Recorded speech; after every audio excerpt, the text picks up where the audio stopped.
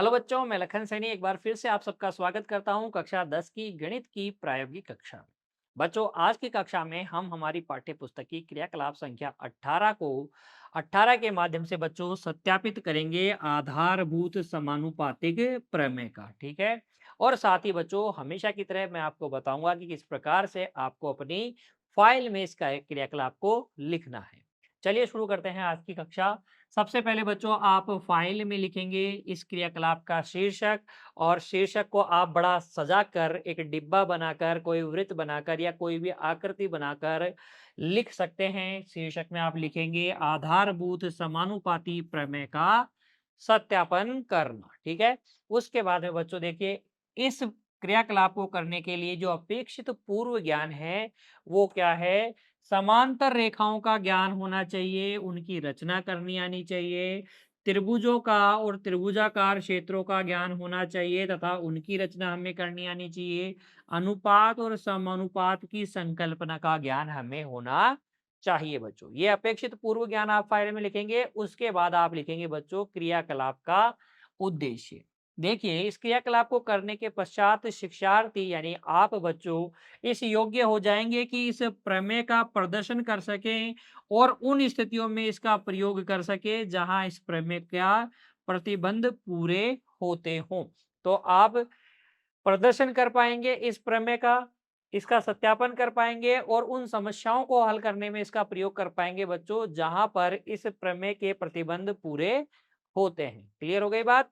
तो उद्देश्य के लिखेंगे और उद्देश्य के बाद में बच्चों हम क्या लिखेंगे? आवश्यक उपकरण लिखेंगे। यहाँ आपको बहुत सारे उपकरणों की आवश्यकता है बच्चों। देखिए, आपको एक खांचे वाला स्टैंड चाहिए ताकि इसमें रखी गई कोई छड़ जो इन पर घिरनी द्वारा जमा कर बैठाई गई है सीधी रहे। तो आपको एक खांचे वाला स्टैंड चाहिए। पीले रंग से रंगा लकड़ी का बोर्ड चाहिए। मोटे कागज का एक त्रिभुजाकार क्षेत्र चाहिए।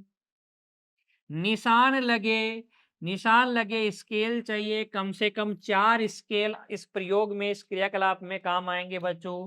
पेंच चाहिए, पेचकस चाहिए, गोंद फेविकोल चाहिए बच्चों, स्केच पेन, कैंची चाहिए, घिरनियां चाहिए, आपको घिरनियां चाहिए। और बच्चों अलग अलग साइज के कील आपको चाहिए जिससे कि हम घिरनियों को ठीक से बैठाने के लिए, फिक्स करने के लिए जो हमारे पास काम में आएंगी। तो ये आवश्यक सामग्रियां हैं। 9 प्रकार की सामग्रियां आपको इस क्रियाकलाप में चाहिए बच्चों। आवश्यक सामग्री के पश्चात बच्चों अब हम अगले पेज पे क्या लिखेंगे? क्रियाकलाप के लिए तैयारी लिखेंगे। सबसे पहले देखो, पीले लकड़ी के बोर्ड को लेकर उसे पेचों की सहायता से स्टैंड पर जड़ें, पक्का जड़ें यानी कि फिक्स कर दें इसको। उसके बाद में स्टैंड पर कीलों की सहायता से घिरनियों को जड़ दें, इनको भी फिक्स कर दें, घिरनियों को भी। देखिए, आकृति में अभी आपको बताऊंगा कि किस तरीके से फिक्स करना है। पहले आप देख लीजिए क्या क्या लिखना है फाइल में।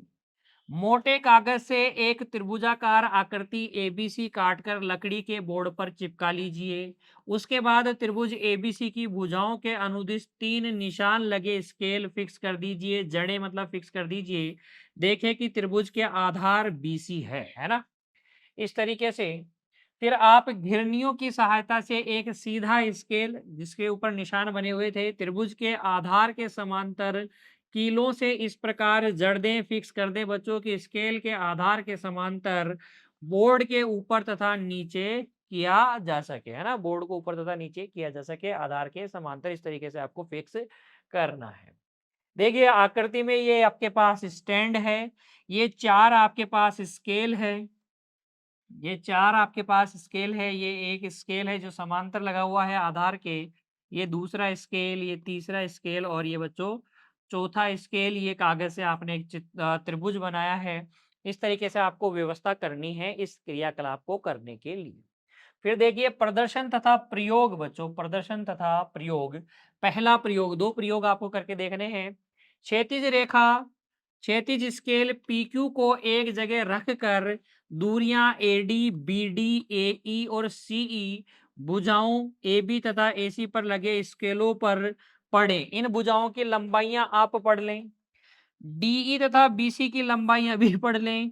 एडी बटे बीडी एई अपॉन एसी को परिकलित कीजिए। ये दोनों अनुपात आप निकालेंगे और आप पाएंगे बच्चों की ये दोनों अनुपात क्या हैं, बराबर हैं। आप देखेंगे कि एडी बटे बीडी एई अपॉन सीई के बराबर है। फिर देखो दोबारा करके देखो, दूसरा क्षैतिज स्केल की स्थिति आर एस पर रख दे अब, और फिर अनुपात ए एक्स अपॉन एक्स बी और ए वाई अपॉन वाई सी ज्ञात करें। आप फिर पाएंगे कि सभी अनुपात क्या हैं, समान है, जो कि आधारभूत समानुपातिकता प्रमेय को दर्शाता है। ये प्रमेय क्या है, प्रमेय का कथन आपको याद होना चाहिए बच्चों। प्रमेय है, यदि किसी त्रिभुज में एक भुजा के समांतर रेखा खींची जाए जो अन्य दो भुजाओं को भिन्न भिन्न बिंदुओं पर प्रतिच्छेद करती है, तो ये जो रेखा है अन्य दोनों भुजाओं को एक ही अनुपात में काटती है। आप ये अनुपात बराबर पाएंगे, जो कि आधारभूत समानुपातिकता प्रमेय को क्या करता है, सत्यापित करता है। ये प्रदर्शन तथा प्रयोग लिखने के बाद में बच्चों अंत में आप लिख देंगे निष्कर्ष। क्या लिख देंगे, निष्कर्ष या प्रेक्षण। क्या है, आप ये देख सकते हैं कि ए डी बटे ए बी, ए ई बटे ए सी, डी बटे बी सी, ये सब अनुपात क्या होंगे बच्चों, बराबर होंगे। प्रेक्षण आप ये देख पाएंगे और अंत में आप लिख देंगे निष्कर्ष। यदि एक त्रिभुज की एक भुजा के समांतर शेष दो भुजाओं को प्रतिच्छेदित करते हुए एक रेखा खींची जाए, तो ये अन्य दो भुजाओं को एक ही अनुपात में बांटती है, जो कि बच्चों क्या है, आपकी बेसिक प्रोपोर्शनलिटी थ्योरम है, आधारभूत समानुपातिकता प्रमेय है, जिसको हम थेल्स प्रमेय के नाम से भी जानते हैं।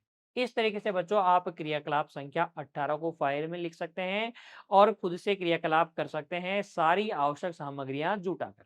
ठीक है, तो आज की कक्षा में इतना ही बच्चों, मिलेंगे अगली कक्षा में एक और क्रियाकलाप के साथ। तब तक के लिए बच्चों खुश रहिए, धन्यवाद।